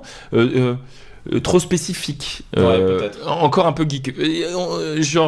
Encore un peu geek. Et en fait, non, mais c'est pas ça. C'est que je t'ai lancé sur en disant la géographie avant les OST. Puis en fait, on avait juste envie de parler d'OST. Quoi. Bah ouais. Et ça tant mieux. C'est bien. Ouais, je pense qu'il y a des. C'est clair que moi, je pense que je pourrais faire un podcast que sur les OST du mais vidéo. il faut un podcast carrément, pas qu'un épisode. Un podcast. Un épisode. Ouais. Enfin. Non, mais t'as raison. En fait, il y a de la place pour un podcast. Par contre, là, c'est la geekerie ultime. Absolue. Voilà. Ouais. Parce que moi j'ai un milliard de choses à dire sur un milliard d'OST, mais bon, non, mais j'exagère. Je pense qu'il y a des gens beaucoup plus calés en plus. Parce qu'en plus, je pense qu'il y a des musiciens, il y a des gens qui croient. Parce que moi je ne fais que la consommer. Alors que quand en plus tu sais la produire, ça doit être trop. Ouais. Alors ça pourrait être un putain d'interpote, c'est d'avoir quelqu'un qui a composé des musiques de jeux vidéo et à qui on pourrait poser des questions. Ah ouais. Pour moi, il y a des trucs de ouf. Genre dans un de mes jeux fétiches que tu connais maintenant, Outer Wild, il y a tout un travail sur l'OST qui est le thème, la façon dont il le construit. Ça a toujours été des vrais jobs par contre. Ça. Je pense que le jeu vidéo l'a jamais vraiment mis. Alors ça a peut-être commencé par le RPG qui a sorti des véritables bangers dès la Super NES avec notamment les Final Fantasy. Nobuo Uematsu, je sais pas s'il est toujours de ce monde, mais c'était le compositeur officiel de FF. Ouais, tu as raison qu'il y a eu... je pense que c'est parce que le média se disait... Surtout au début, quand la partie graphique était encore un peu chancelante, Oui, tu compensais. Ouais. Et d'ailleurs, j'ai une expérience récente. Tu parlais. Je parle des RPG, mais non, mais même Street Fighter et tout, c'était déjà des OST de fou. Quoi. Tu parlais de tout à l'heure. Tu parlais de jouer à Subnautica sur ton truc. Deck. Il fait quelle taille déjà ton cinéma? Est-ce que l'écran est plus grand que ça? Un peu plus grand. Ouais. Bon, moi je peux te dire que j'ai joué un peu là-dessus. Et en gros, tout change en fonction de si tu mets un bon casque. Ah oui. Et en gros. Si tu mets le casque, t'as l'OST, les bruits, t'es dans la mer, enfin tu vois, genre d'ailleurs le sound design dans Subnautica typiquement a proposé quelque chose de... C'est très rare que t'investisses vraiment les fonds marins, quoi. C'est pas un environnement, c'est pas les poncifs qu'on a évoqué. Puis, techniquement, ça doit être super dur à designer, quoi, parce que en termes de reflets, d'ambiance lumineuse et tout, ça doit être un casse-tête absolu. Non, alors, j'ai vu des vidéos sur l'enfer que c'est de faire vraiment de l'eau, de la vraie eau, pas tous les jeux vidéo trichent dans l'eau. Ah oui. En vérité, il y a la surface dans les jeux vidéo, t'as la surface de l'eau, puis une fois que t'es dans l'eau, en fait, t'es dans un air. T'es juste dans l'air avec une viscosité différente. D'accord. Okay, T'es pas vraiment dans l'eau, en fait. Okay. L'eau, c'est incroyablement compliqué à émuler. Ouais, d'accord. Mais non, en plus Subnautica, tu vois assez peu l'eau, la surface, t'es rapidement dedans. Donc en fait, t'évolues plutôt dans alors, à ce moment-là, la nouveauté dans ambiance lumineuse. Ouais, ça c'est pas mal. Et la nouveauté surtout, c'est que tu joues absolument. Ça c'est très cool. Tu es vraiment dans la 3D, la vraie 3 dimensions. C'est-à-dire tu vas à droite, à gauche, tu vas tout droit en arrière, et tu vas aussi en haut, en bas. C'est vrai. Et tu vas en haut, en bas, autant que les trucs. Par exemple, typiquement, il y a des morceaux d'épave que tu explores qui sont dans n'importe quel sens. Donc en gros. Tu sais vraiment, il y a des moments où tu sais plus où t'habites, c'est assez rigolo ça. Et bon bref, on a assez parlé de ça. Oui, donc un peu geek effectivement. Là, tu m'as ouvert une porte de parler d'OST de jeux vidéo. C'était un peu trop tentant. Mais en tout cas, là, je pense que sur un épisode d'Entrepode dont c'est pas le thème principal, ça peut quand même intéresser les gens, même si sur un morceau d'épisode. Mais en tout cas, je me dis que moi, ça fait partie des trucs, même si je m'y connais pas, ça peut quand même m'intéresser d'écouter un petit peu. Et il y a autre chose, c'est que je pense que c'est très personnel, parce que là je t'ai fait un truc qui est lié à moi et aussi à toi. J'ai un peu orienté, je pense, et je pense que chaque joueur, je suis pas sûr qu'on ait partagé quelque chose d'universel là. C'est-à-dire que chaque joueur... je sais pas, parce que t'auras du mal à m'accrocher à certains jeux. Par contre, les OST, tu peux tout de suite me catcher. Il y a pas de tel Manu, hein, évidemment. Mais ça, pas besoin de le rappeler, je crois. Je vois ton téléphone allumé, ça me donne envie de te parler d'un autre sujet que je te propose juste après le jingle.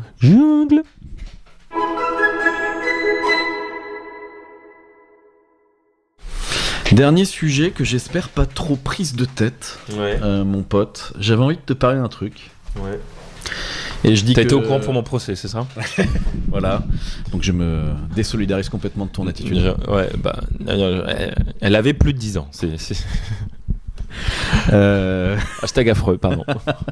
Non, parce que je vois ton téléphone allumé et je sais que tu as YouTube Premium. Ah ouais. J'ai envie d'aborder un sujet. Aborde. C'est aujourd'hui les bonnes payer, donc pour payer une application, que ce soit pour avoir un bonus sur l'utilisation de cette application, c'est souvent retirer la publicité. C'est le but de YouTube Premium. Je crois que c'est le but principal, c'est que tu as un accès limité à YouTube Music et tu n'as pas de publicité sur les vidéos.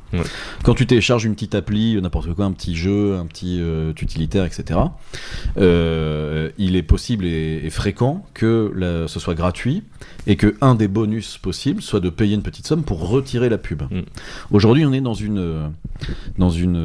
un monde où tu achètes la liberté de ne pas avoir à regarder de la publicité. Enfin, c'est ce que tu payes. Ok.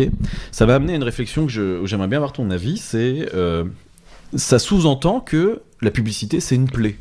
C'est quelque chose que tout le monde, universellement, on voudrait retirer. Tu vois, c'est un bonus évident, un gain évident à l'utilisation d'un produit. Et pourtant, on n'a jamais fait autant de publicité. Est-ce que tu vois où je veux en venir ? Non. je souhaite avec toi réinterroger le concept même de publicité. Déjà que tu me dises si plus un produit est marketé, plus il va être en capacité de te séduire, ce qui est a priori quand même le but principal de la publicité, c'est de se montrer, c'est d'acheter une image de marque à tes yeux, et de questionner le fait que on peut aujourd'hui s'en débarrasser légalement avec un petit effort du porte-monnaie. Ouais. Est-ce que ça te paraît pas justement un peu contre-intuitif par rapport à une publicité qui doit être vue ? Alors,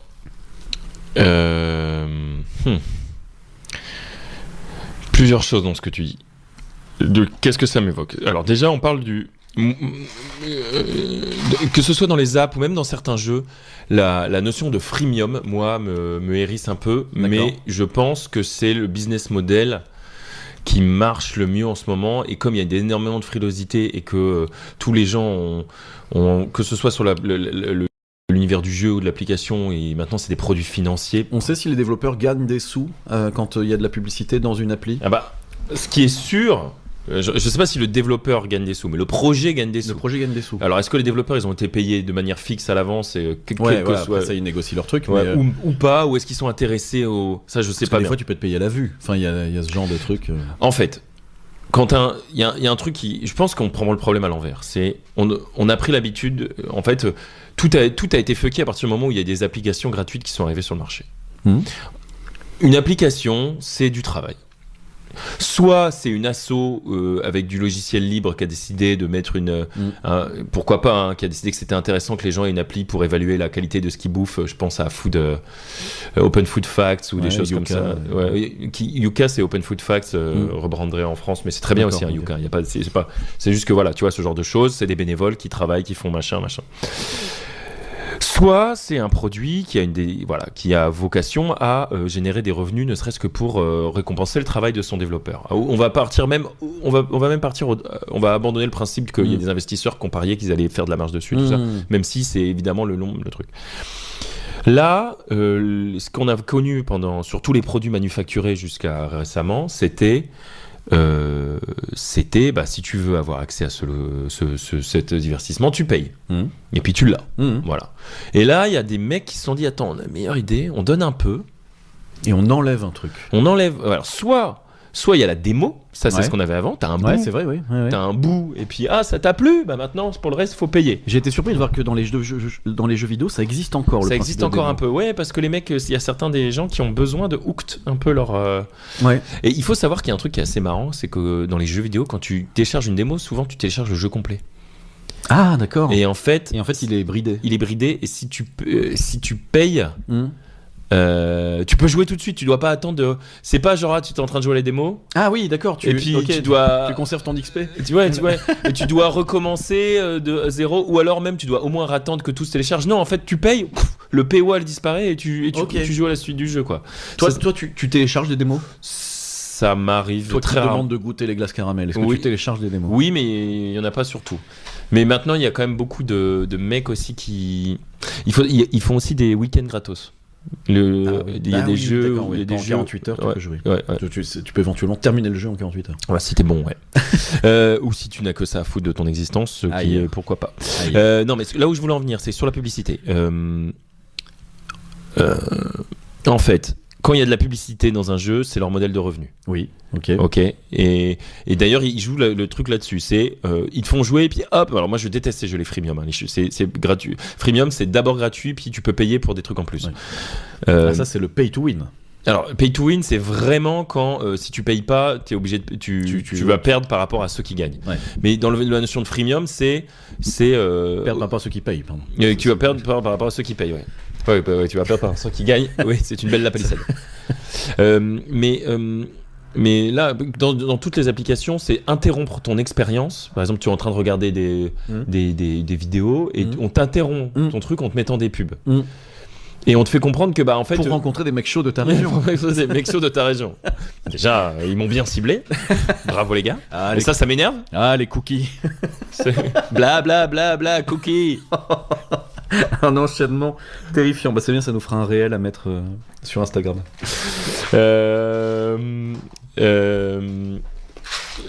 Allez hop, pour la peine, je prends 3 tic-tac. Pour me purifier. C'est 3 euros. Non, mais c'est horrible parce que j'ai des tic-tac dans la bouche, je peux plus parler.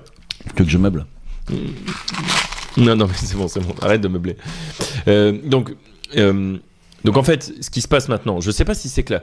La publicité a toujours, la publicité a toujours été un fléau, mais voilà. Une espèce de fléau vendu comme nécessaire. C'est là où je voulais t'amener, effectivement. C'est que aujourd'hui, en creux, ce que nous disent ces comportements-là, pour enlever les pubs, il faut payer.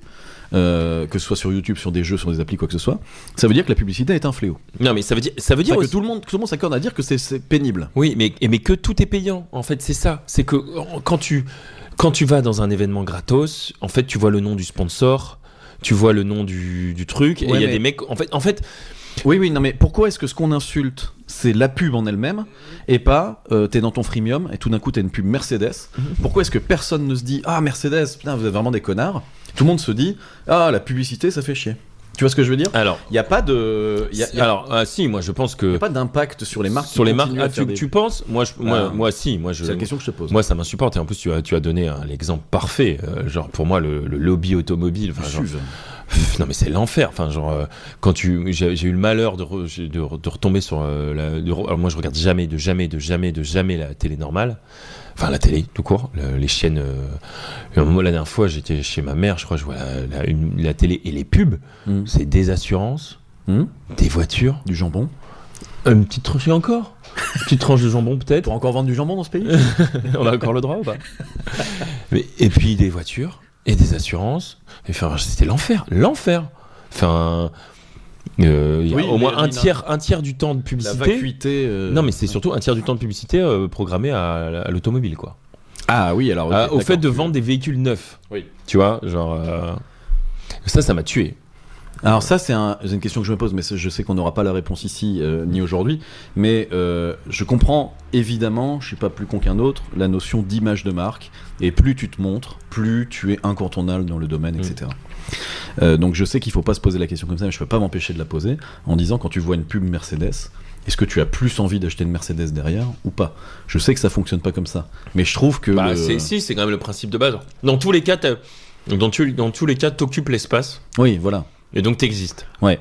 Et on s'en rend compte quand on fait nos courses, tout bon citoyen conscient qu'on est, que les marques que tu connais, parce que tu les connais, parce qu'elles sont brandées pour que tu les connaisses, tu les distingues de celles que tu ne connais pas. Ouais. Et après, c'est un nouvel apprentissage de dire, c'est pas parce que je connais cette marque qu'elle est meilleure que l'autre, pourquoi. Enfin, ça demande plus de temps. Ouais. Et il faut être capable de prendre 2 minutes devant ton rayon et de pas être pressé de dire, bon allez hop, je prends ça vite fait parce que j'ai pas le time, quoi. Je trouve cependant que avoir une conscience écologique et un comportement militant, y compris dans le panier, dans le caddie, ça commence à devenir cool. Ça commence tout juste, ok. On est parti de les bobos, ils nous emmerdent et tout. Ça commence à devenir des comportements un peu stylés. Stylé ou normal? Parce que je suis pas sûr qu'ils doivent être stylés. Je pense que ce qui est intéressant, c'est... On va dire... Non, je reste sur mon mot cool. Ouais, ok. Je vais pas m'en écarter. Ok. Et ça, je pense que le marketing traditionnel... s'en est pas encore emparé? Alors si, évidemment. Tu sais, on va pas faire un podcast spécial pub, mais genre les Danone qui créent Michel Augustin, qui sont censés être deux pâtissiers qui ont monté une marque, tout ça, tu vois, c'est de la poudre aux yeux, ça. C'est de la poudre aux yeux. Ouais, ça existe pas. Ils ont inventé des personnages. Michel Augustin, c'est Danone. Ouais. Ah oui, c'est. Ah mais là, tu viens de me. Ou Nestlé, mais enfin c'est un. Je suis choc-bar. Ouais. Et tout le monde pense acheter. Tout le monde récompenser une petite recette d'artisanale de 2 mecs qui ont monté une petite start-up. Mais Zobi, tu engraisses la vache désagresseuse. Michel Augustin n'existe pas. Michel, c'est un hoax. Jackie et Michel existent. Jackie et Michel et Augustin. Même Jackie et Michel n'existent pas. Je crois c'est pareil. C'était. Ils avaient choisi ce nom-là pour faire croire que c'était 2 vieux libertins. Ouais. Alors qu'en fait, c'est juste des start-upers. C'est les mecs que j'ai vus dans le train. C'est ça, en fait. C'est le codir. C'est le codir de Jackie et Michel. Putain. Et moi qui ai vu le logo Next City, mais quel con. Bon, peut-être qu'ils investissent, hein. On saura jamais. Mais tu vois où je veux en venir. les comportements, le fait de rendre cool, le fait d'être conscient, d'être un citoyen conscient dans ces comportements-là, ça va menacer, si ça menace pas déjà, le marketing à l'ancienne et. En fait, je pense que c'est l'inverse. Je pense que c'est devenu cool, malheureusement, depuis que tu connais le nouvel esprit du capitalisme de Bocchio, Eva Capelli et je sais plus comment il s'appelle. Attends, je vais dire un. Alors, c'est un énorme bouquin que je n'ai évidemment pas lu parce que tu as acheté quand même. Oui, que j'ai acheté pour déforester un petit peu. Exactement, que j'ai acheté et que je n'ai pas lu. Ah, on est tous là, tu sais. Alors, donc je disais le nouvel esprit du capitalisme de Luc Boltanski de Eve Capello, qui dit beaucoup de choses, mais et dont je ne prétends pas même escorcher la surface, mais il y a quelque chose que j'ai compris, c'est qu'en substance, il dit que la nouvelle force du capitalisme, c'est de digérer. Toutes les contre-propositions. Ah oui, d'accord. Ok. Et qu'en fait, si un truc devient cool, et c'est qu'en fait, d'une certaine et qu'il a quitté le domaine du confidentiel ou du militantisme, c'est que d'une certaine manière, on en a trouvé une forme de le rentabiliser. Et si on a trouvé un moyen de le rentabiliser, c'est qu'on l'a dénudé de sa substance. Ouais, d'accord. Pour l'intégrer au capitalisme. D'accord. Et qu'en fait, et là-dessus, moi, je suis malheureusement très yankee. C'est-à-dire que j'adore tester les horreurs véganes des grosses chaînes moi aussi, d'agroalimentaire. Ouais. Pour le coup, je me dis que ça va peut-être dans le bon sens. Alors, ça va pas dans le sens de la diététique, parce que c'est souvent des produits qui sont quand même mauvais pour la santé. Mais ça va peut-être dans le sens de la moindre consommation de protéines animales. Bah, disons que statistiquement, c'est un geste qui les amène à... Typiquement, la dernière fois, alors je suis pas un grand fan de McDo, mais on le fait quand même de temps en temps, notamment avec les enfants. C'est souvent le petit truc. Happy Meal. Ouais. Et là, je voyais en commandant pour eux, je vois les nuggets végétariens. Et moi, je me suis commandé les vegan nuggets qui ont un fort goût de maïs, mais j'avais très envie de goûter les nuggets les nuggets vegan de McDo. Verdict, j'ai bien aimé. Ok. Très gras. Très salé, mais tu mets ça dans la grosse sauce sucrée, tu vois, genre, parce que c'est plein de sucre, la sauce McDo, voilà. Et aussi autre chose, là j'étais je voyais du jambon de lentilles corail. Ah oui, dont tu parlais, tu as parlé de ton sandwich qui t'avait foulé la... Ouais, de mon vieux sandwich. Ouais. C'est pas parce que c'était pas du jambon que j'ai été mal. Et ben ouais, je me suis... Tu sais que Nutella, j'ai découvert ça, on m'a envoyé acheter de la pâte à tartiner, j'ai découvert ça au rayon pâte à tartiner que je fréquente peu. Nutella a sorti une version sans huile de palme, qui est marketée tout vert. C'est-à-dire que le bouchon est d'un plastique vert, l'étiquette est verte et tout. Et je me suis dit, là, à partir du moment où Nutella se fait passer, prend sa tenue de camouflage de trucs éco-responsables, c'est qu'on... A priori, on a touché le fond. Ouais, on l'a déjà touché. Hein, voilà. Non, mais oui. Et donc, pour revenir à la pub... Alors, pour en revenir à la pub, marketing en général, là j'étais sur le digital, tu l'auras compris. Mais en fait, il y a quand même quelque chose qui est révélateur, c'est que moi ce que j'aime bien, tout est payant. Absolument tout est payant. Et quand on paye pas, d'une manière ou d'une autre, c'est qu'il y a une autre forme qui rémunère le sujet. Oui. Et ça, c'est moi ce que je trouve intéressant, la seule chose que je trouve intéressant dans le domaine du freemium ou le fait de dire tu peux enlever la pub pour payer, c'est que ça te fait réaliser que avant tu payais par ton temps de visionnage de publicité. Oui, c'est ça. Et en fait, si tu veux, c'est dans un tout autre domaine, celui des transports publics. Et d'ailleurs, on n'a pas joué avec mon simulateur pour regarder, qui est mon domaine de travail. En fait, il y a toujours de l'argent public qui part quelque part. Et c'est pas de dire ce domaine, on vend la voiture comme quelque chose de privé avec un business model qui marche, alors que il y a des infrastructures routières qui sont entretenues par de l'argent public. Il y a des taxes, il y a des aides au traitement et des taxes sur des taxes ou des détaxes sur des produits typiquement. Et on parlait de l'avion, le carburant de l'avion est absolument pas taxé et c'est ça qui fait que tu peux avoir un prix au kilomètre incroyable et que tu payes ton billet d'avion beaucoup moins cher qu'il ne l'est en réalité. Bref, tout ça pour dire que c'est pas le problème. Le problème, c'est de dire. C'est pas de dire il y a un produit qui est genre le transport public ça coûte de l'argent alors que la voiture non, c'est un business lucratif qui a fait ses preuves. En fait, tout le monde, on investit de l'argent partout Et il faut se mettre d'accord sur comment on l'investit. En fait, ça te met cette conscience-là aussi avec la pub. On a un peu trop pris l'habitude du gratuit. Genre, tu vois, est-ce que tu as déjà... Ouais, non, c'est vrai, on a un truc, mais quand tu vas à l'étranger, parfois, il y a des pays, notamment en Amérique du Nord, où Internet, ça coûte très cher. Il y a un budget vraiment important alloué au fait que ton abonnement Internet. Et nous, on nous a fait croire que tout était gratos, mais c'est pas le cas. Si c'est moins cher, c'est parce que soit il y a des subventions publiques, donc on a décidé que l'argent public allait partir sur une partie de celle-là. Il y a des choses qui font que ton abonnement Internet coûte moins cher. Quoi. Socialement, pour en venir à ton idée du premium, sur le plan du modèle social et de l'accès à tous aux jeux vidéo, tout du moins les licences premium, est-ce que on peut se dire que finalement tu choisis de ne pas payer, mais tu payes par les vues que tu lâches aux pubs, etc. Exactement. Et qu'on t'invite évidemment à détourner le regard, toi à la mi-aude, pour ne pas donner de temps de cerveau disponible, mais que quelque part c'est une façon de ne pas dépenser son argent et pourtant de rémunérer quelque part. Mais les mecs qui font le design de ça sont très forts parce que, par exemple, il y a un bouton pour fermer les... Il y a un bouton fermer les pubs. Il est jamais au même endroit. Mais au-delà de ça, même au-delà des tricks qu'on fait pour cacher ce bouton, au moment où tu dois regarder la pub jusqu'à au moins ce que le bouton apparaisse. Oui, c'est vrai, ouais. Donc, enfin, tu dois regarder ton écran pour que le bouton apparaisse. Donc, plutôt que la pub démarre, je sais pas, tu fais autre chose. La pub démarre, tu regardes tes premières secondes de pub, et donc ils te font la pub, ils te font le teaser de la pub dans les premières secondes pour essayer de te hooked pour que tu fermes pas la pub.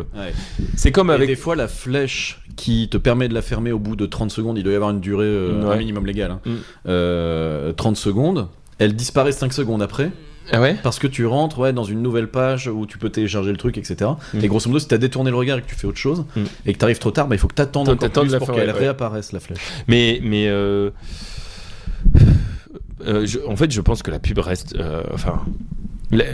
ça doit marcher, la pub, pour les gens qui... Bah oui, j'imagine. Sinon ils paieraient pas pour. Enfin, je veux dire, il y a pas des... Donc... Est-ce qu'il t'arrive de télécharger des petits jeux à l'appui de pub ? Moi, oui, je me mouille. Non, moi non. Moi non, c'est forcément... pour moi... Non, ça marche pas, moi. Okay. Un jeu dont on fait la pub, pour moi, ça marche pas. Non. Ok. Mais par contre, j'ai été très surpris de voir que les pubs pour les jeux mobiles avaient... Bon, là, on revient dans un domaine de pointe, et encore qui est lié au jeu. Mais je sais pas si t'as vu le truc de... Il y a eu tout un trend de fausses pubs pour des jeux, et quand tu télécharges le jeu, c'est pas ça le gameplay. J'ai vu, ouais. Et maintenant, il y a des mecs qui jouent avec ça. Ah ouais. Et le pire, c'est qu'il y a des mecs qui disent la pub, c'est so it's not like the ad, I download it, it's exactly like the ad et tout. Et en fait, c'est quand même pas comme la vraie pub. Ah ouais. Je trouve ça quand même absolument. Faut avoir des couilles en plastonium, quoi. Tu vois, genre en mode. Ah, vous en avez marre de ces jeux avec les fausses pubs, nous on a fait le vrai jeu. Puis en fait, ils te font une petite phase de gameplay toute pourrie avec ça, puis après ils disent on revient au jeu de base qui était pas du tout ça. Ouais, mais des fois ça n'a rien à voir et le jeu est pas si nul d'ailleurs. Non, mais moi ça m'est arrivé sur des trucs, des espèces de jeux puzzle. Ouais. Je télécharge et en fait faut construire une ville. Ouais. Je me dis mais ça m'intéresse aussi, pourquoi vous voulez pas montrer dès le début? Voilà. Ça m'est arrivé. Parce qu'ils sont rendus. Je pense que là on est vraiment sur de la. Là c'est là où un domaine comme que je connais pas du tout, de la psychologie cognitive de l'individu, ou des trucs que en fait on te lure avec genre résous ce puzzle, et en plus le mec est nul. Ouais, tu vois, il y arrive pas alors que toi tu vas y arriver. C'est pour ça que tu télécharges. Et lui il est... Bon bref. Non mais attends, blague à part. Ouais, moi je trouve que c'est embêtant, et d'un autre côté maintenant moi j'accepte moi je suis tout à fait à l'aise avec le fait de payer pour pas avoir de pub. Je déteste la pub, et maintenant quand je suis sur un service où il y a de la pub, ça me rend jobard. Vraiment oui, mais j'en reviens à ce que je disais tout à l'heure. Tu es révolté contre l'objet, la pub. Tu n'es pas forcément révolté contre l'assurance qui essaye de te vendre. Oh, si aussi. Ok, tu fais partie des exceptions. Moi, c'est ça qui me renverse un petit peu le cerveau, c'est de se dire on est plus en colère contre la pub que contre la marque. En fait, c'est deux mondes différents. C'est la régie. Ouais. Qui a un espace une phase d'aléatoire aussi. Un espace de cerveau à vendre, et t'as à qui elle le vend, quoi. Ouais, mais le vrai comportement citoyen sera le jour où on dira cette marque-là elle fait de la pub, elle fait de la pub sauvage, et elle n'aura plus mon porte-monnaie. Je sais pas à quel point. Puis je me prétends pas meilleur que les autres. Hein. Je sais pas à quel point. Par exemple, sur la bouffe. Sur la bouffe ou sur l'automobile, qui est moi ma bête noire. Je suis contre les pubs et contre les marques qu'il y a dans les pubs. Mais il y a certainement des trucs où je suis plus nul et je me pose pas la question. On va dire un truc par exemple sur lequel je suis très nul. Les fringues, et encore pas les fringues parce que je peux être contre les fringues, mais genre les fringues de sport. Là, je vais être naze. Et je vais vouloir acheter un truc de sport, je vais voir une marque de sport, je vais dire ça doit être bien. Ouais. Tu vois là, moi pour me dire non mais tu sais il y a ce petit équipementier français qui fait tout aussi bien et machin, j'en sais rien en fait, je sais pas. Donc en fait c'est facile d'être compétent dans certains domaines et pas dans d'autres, tu vois. Ouais, c'est sûr. Tu vois genre l'agroalimentaire je pense que c'est un des premiers mondes où on nous a dit attention le démon de l'agroalimentaire, c'est vrai, tu vois. Alors qu'il y a d'autres mondes où il y a d'autres univers où j'en sais rien et là je vais me faire ravoir parce que par une pub ou pour des trucs je sais pas, un équipementier électrique où on va prendre du Legrand, oui du Legrand c'est bien, tu vois, genre pourquoi, parce que à un moment il y a Legrand qui a fait des se trouve c'est une marque chinoise qui s'est appelée Legrand pour faire français. Ils sont en train de te duper. Non mais carrément. Non mais donc tu vois que c'est je prétends pas être hermétique à la pub, je suis certainement formé. Mais par contre, l'objet pub et le slogan et machin, même si j'ai grandi avec, je pense que maintenant j'ai appris à ne plus trop l'apprécier, quoi. Ouais. Bah si, alors moi je peux apprécier une vraie bonne pub. Une vraie bonne pub qui reprend des vrais bons codes et qui est marrante ou qui est vraiment inventive et tout. Toi, t'es un gros fils de pub. C'est ça, c'est exactement ce qu'on va se dire. Merci Charles. Merci Tamar. Une petite news et pour terminer l'épisode. Jingle. Ça fait 1h40 qu'on parle. C'est trop. Et oui, mais c'est trop, mais c'est pas encore assez. Parce que j'ai une petite news à te dire. Dans un épisode précédent, je te disais que celui où on parle des voyages, je crois, je ne sais plus trop. Je te disais que j'avais peut-être des opportunités pour justement voyager à titre pro. Je te disais que j'avais des marchés en cours du côté de Montpellier, etc. Et que du coup, ça me permettrait peut-être de me déplacer sur une certaine durée pour voir d'autres contrées. J'étais à Montpellier. Quel manque d'exotisme. Je vais partir en Guyane. J'ai récupéré un truc en Guyane. Ah ouais. Voilà, à Saint-Laurent-du-Maroni. Connais-tu cette Saint-Laurent-du-Maroni, ouais. Ça te parle? Ouais, t'as déjà été en Guyane, toi? Non. Ben voilà, je vais prendre mon petit PC, mes petites cartes pour aller travailler en Guyane. Et j'ai vendu 2 semaines pleines sur place. Ah ouais. Et tu vas y aller 2 semaines de 2 fois une semaine. Ah d'accord, ok. Ouais. Donc voilà, c'était la petite news et c'était pour. C'est quand ça? Pour raccorder. Bah écoute, on va commencer à se faire le calendrier dès la semaine prochaine. Je pense qu'il y aura une semaine en novembre et l'autre aux alentours de mars par là. Quand toi-même tu t'envoleras. Ah oui, c'est vrai. Écoute, Saint-Laurent-du-Maroni, on en a parlé. Ça peut être dur, je crois. Tout le monde me dit ça. Ah ouais? Ah, c'est vrai? Tout le monde me dit ça, ouais. Bah écoute, faut prendre les aventures où elles sont. Ah ouais, mais c'est sûr que c'est autre chose que. C'est autre chose comme. Là, c'était Montpellier ou Béziers, l'autre. Alors Béziers, il y a de l'aventure aussi, je pense. Mais ouais. Ah oui, bah là, du coup, je n'aurais jamais été aussi loin de ton existence. Ouais. Eh ben écoute, quoi, moi qui disais que les voyages à l'étranger, tu me diras, c'est pas un voyage, c'est pas vraiment un voyage, c'est un déplacement. Eh ben écoute, très bien. Je vais expérimenter. C'est cool. Donc si vous apprenez ma disparition, c'est certainement que je suis coulé dans le béton, dans la jungle, dans le Maroni du coup. À Saint-Laurent-du-Maroni. Ouais. À quelle occasion t'en as entendu parler de Saint-Laurent-du-Maroni? Un mec qui avait fait prof là-bas pendant longtemps. Ah oui. Bon bah, il a survécu longtemps. Ouais. Mais bref. Ok. Non, mais je connais Oui. Je connais pas bien le sujet. Puis en fait, c'est tout le problème des dom-tom, quoi. Genre.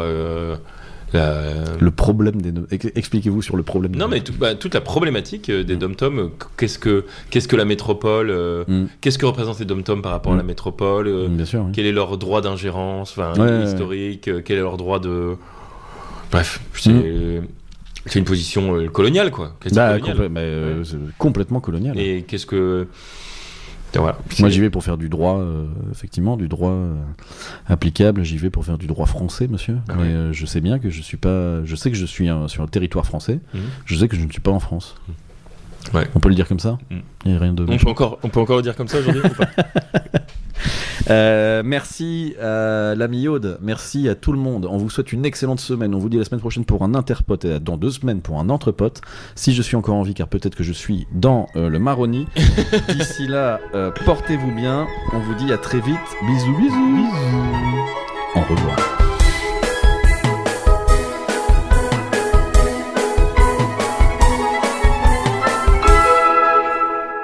Alors ça, c'est du bon minervois.